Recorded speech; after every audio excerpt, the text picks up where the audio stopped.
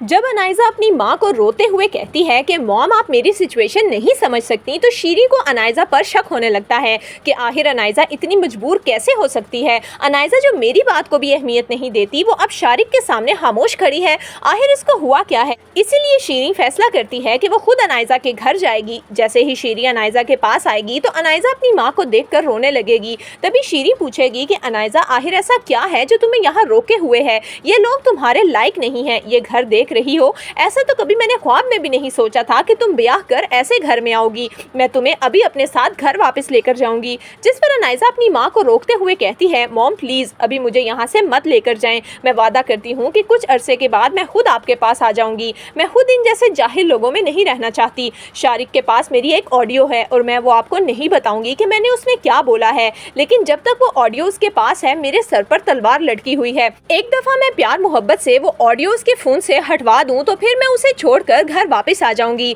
और ये जो बच्चा मेरे पेट में है ये सिर्फ और सिर्फ शारिक को कमजोर करने के लिए है। एक दफा शारिक मेरे प्यार के झांसे में आ गया तो फिर वो वही करेगा जो मैं कहूंगी और मैं उससे रिकॉर्डिंग डिलीट करवा दूंगी। ये सुनकर शीरी कहती है कि ठीक है अनाइज़ा, लेकिन ख्याल रखना कि ये काम जल्द अज जल्द हो जाना चाहिए। जिस पर अनाइज़ा कहती है, मॉम आपसे ज्यादा मुझे यहाँ से निकलने की जल्दी है। अनाइज़ा और शीरी को इस बात का अंदाजा नहीं होता कि शारिक की बहन शुमाइला दरवाजे के बाहर खड़े होकर उनकी सारी बातें सुन लेती है। वो फौरन शारिक के पास जाती है और जाकर अनाइज़ा की सारी हकीकत बताती है और कहती है कि तुम्हारी बीवी हमें धोखा दे रही है। जिस पर शारिक फौरन दरवाजा खोलकर अनाइज़ा के पास जाता है और कहता है, अनाइज़ा वाह, तुम तो मेरी सोच से भी ज्यादा चालाक निकली। तुम क्या समझती हो कि मेरे मुंह पर पागल लिखा हुआ है? मैं तुम्हारी चालाकियां नहीं समझूंगा। और मैडम शीरी, आप तो यहाँ से चलती बने, ये मेरा और मेरी बीवी का मामला है, हम जैसे मर्जी डील करें। अगले दरवाजे से जाना पसंद करेंगी या पिछले से? शीरी को बहुत गुस्सा आता है और वो खामोशी से वहाँ से चली जाती है। तभी शुमाइला अनाइज़ा के पास आती है और कहती है, अनाइज़ा तुमने क्या समझा था